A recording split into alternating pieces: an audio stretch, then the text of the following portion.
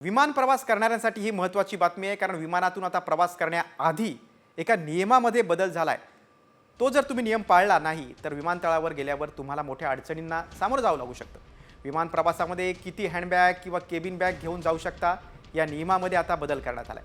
नव्या नियमानुसार आता प्रवाशांना फ्लाईटमध्ये केवळ एकच हँडबॅग किंवा केबिन बॅग घेऊन जाण्याची परवानगी असेल। हा नियम देशांतर्गत आणि परदेशातील विमानांसाठी लागू असेल।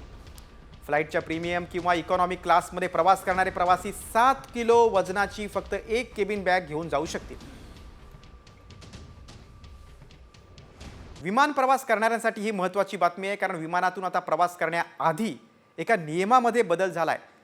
तो जर तुम्ही नियम पाळला नाही तर विमानतळावर गेल्यावर तुम्हाला मोठ्या अडचणींना सामोरं जावं लागू शकतं।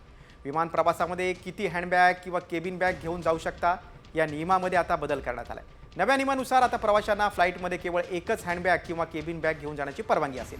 हा नियम देशांतर्गत आणि परदेशातील विमानांसाठी लागू असेल।